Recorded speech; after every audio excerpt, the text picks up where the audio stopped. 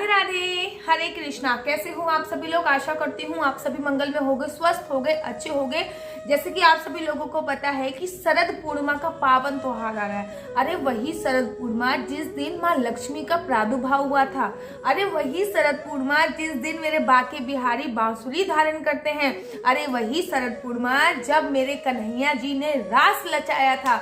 अरे वही शरद पूर्णिमा जिस दिन चंद्रमा की चांदनी से अमृत की वर्षा होती है। इनको मैं कितने भी शब्दों में बोलूँ ना, शायद मेरे पास शब्द कम पड़ जाएंगे, लेकिन इस रात की शायद मैं तारीफ करते करते नहीं थकूंगी। आप लोगों ने हजारों वीडियो देखी होगी कि शरद पूर्णिमा पर ये करो, ये नहीं, ये करना चाहिए, ये नहीं करना चाहिए, लेकिन शायद पूरे यूट्यूब पर शरद पूर्णिमा पे क्या नहीं करना चाहिए उसके लिए कोई भी वीडियो नहीं होगी। और मैं अपने YouTube फैमिली को बताने जा रही हूँ कि हाँ, शरद पूर्णिमा पर बहुत सारे उपाय करने चाहिए। शरद पूर्णिमा पे हजारों उपाय हैं जिसकी हजारों वीडियो आप लोगों के सामने आ चुकी है, लेकिन शरद पूर्णिमा वाले दिन कुछ चीजें ऐसी होती हैं जो हमें बिल्कुल भी नहीं करनी चाहिए, जिससे हमारे को नकारात्मक प्रभाव देखने को मिलता है। माता लक्ष्मी रुष्ट हो जाती है। तो चलिए अधिक विलंब ना करते हुए प्रारंभ करते हैं। नंबर 1, कहते हैं कि शरद पूर्णिमा पर आप सबसे पहले शरद पूर्णिमा पर किसी भी प्रकार के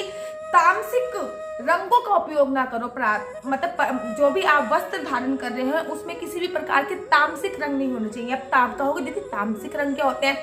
तामसिक रंग वो होते हैं जो नेगेटिव प्रभाव, नेगेटिव इम्पैक्ट डालते हैं। जैसे कि किसी भी पूजा पाठ पे काला रंग अशुभ माना जाता है, भूरा रंग अशुभ माना जाता है, पूजा पाठ में नीला रंग अशुभ माना जाता है, ठीक उसी प्रकार से इनको तामसिक रंगों की श्रेणी में रखा जाता है। तो शरद पूर्णिमा वाले दिन आप सुबह सुबह स्नान करके स्वच्छ वस्त्र पहने, लेकिन विशेष ध्यान दीजिए इस दिन आपको काला, इस दिन आपको नीला, इस दिन आपको भूरे रंग से परहेज करना है। इस दिन अगर आप सफेद व श्वेत वस्त्र धारण करते हैं तो फिर बात ही क्या है। क्यों?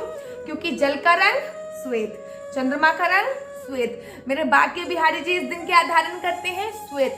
तो श्वेत वस्त्र अगर आप धारण करते हैं तो अति उत्तम माना जाता है। अगर आप कहते हो कि दीदी हमारे ससुराल में श्वेत रंग नहीं पहन सकते, हम शादीशुदा हैं, हम श्वेत रंग नहीं पहन सकते, तो आप पीले वस्त्रों का भी चयन कर सकते हो। दूसरी बात जो इस दिन आपको नहीं करनी चाहिए वो ये होता है कि आपको इस दिन तामसिक भोजन नहीं बनाना चाहिए। तामसिक भोजन से मेरा तात्पर्य है आप इस दिन मांस, मदिरा, अंडा, मीट, मुर्गा, मच्छी आदि भोजनों का त्याग आपको करना चाहिए। इस दिन आपको सफेद चावलों की खीर बनानी चाहिए। आप चाहो तो साबूदाने की खीर बना सकते हैं, लेकिन चावलों की खीर का इस दिन विशेष महत्व होता है। क्यों? क्योंकि सफेद चीजों का संबंध चंद्र से होता है और शरद पूर्णिमा का संबंध भी चंद्रमा से होता है। तो इस दिन आपको तामसिक भोजन नहीं करना चाहिए। मीट, मच्छी, मदिरा आदि चीजों से इस दिन आपको दूर रहना चाहिए। चलिए अब आगे बढ़ते हैं। आगे ये है कि इस दिन आपको किसी को उधार देने से बचना चाहिए। देखिए, कहते हैं कि शरद पूर्णिमा वाले दिन माता लक्ष्मी का प्रादुर्भाव हुआ था और इस दिन अगर हमारे घर से लक्ष्मी चली जाती है तो वो लक्ष्मी कभी लौट के नहीं आती है। तो विशेष ध्यान दीजिए कि किसी भी प्रकार के कोई उधार मांगने आ रहा है तो मैं हमेशा बोलती हूँ कि जब भी कोई उधार मांगने आए तो सूर्यास्त के बाद वैसे भी देना नहीं चाहिए, लेकिन आपको इस बात का विशेष ध्यान रखना है कि आपको शरद पूर्णिमा वाले दिन किसी को भी पैसे उधार नहीं देना है, चाहे वो आपके कितने भी नोन हो। इससे आपके रिश्तों में कड़वाहट आ जाएगी, आपका रिलेशनशिप स्ट्रांग नहीं रहेगा और वो पैसा लौट के आने की कभी भी कोई उम्मीद नहीं रहती है। साथ ही के साथ आपको विशेष ध्यान रखना है कि शरद पूर्णिमा वाले दिन जब भी आप पूजा अर्चना वंदना करते हो तो आपका जो मुख होता है वो उत्तर दिशा में हो या फिर पूरब दिशा में हो। हाँ, उत्तर दिशा में सबसे बेस्ट होता है। क्यों? क्योंकि शरद पूर्णिमा का संबंध माता लक्ष्मी के साथ भी होता है। शरद पूर्णिमा को माता लक्ष्मी से रिलेट करके भी देखा जाता है। तो शरद पूर्णिमा पर माता लक्ष्मी और कुबेर भगवान का जो स्थान है वो उत्तर दिशा है, क्योंकि धन का आगमन का जो वास्तु शास्त्र के अनुसार जो दिशा होती है धन के आगमन की, उसको उत्तर दिशा बोला जाता है। तो शरद पूर्णिमा पर अगर हम माता की चौकी बना रहे हैं या फिर माता लक्ष्मी का श्रृंगार कर रहे हैं या फिर पूजा अर्चना वंदना कर रहे हैं तो उत्तर दिशा में अगर हमारा मुख रहता है तो वो सोने पे सुहागा बोला जाता है। ध्यान दीजिए कि अगर शरद पूर्णिमा वाले दिन आपके यहाँ पे कोई आ रहा है तो वो खाली हाथ ना जाए। अब आप कहोगे दीदी अभी तो आपने बोला कि पैसे नहीं देने, पैसे नहीं देने हैं, आपको किसी भी प्रकार की खाद्य सामग्री दे सकते हो। अगर सुहागन स्त्रियां आपके आपके पास आ रही हैं शरद पूर्णिमा वाले दिन, तो आप उनको सुहाग का सामान, सिंदूर दे सकते हो, बिंदी दे सकते हो, चूड़ी दे सकते हो, आप कोई वस्त्र उनको दे सकते हो, सूट साड़ी दे सकते हो।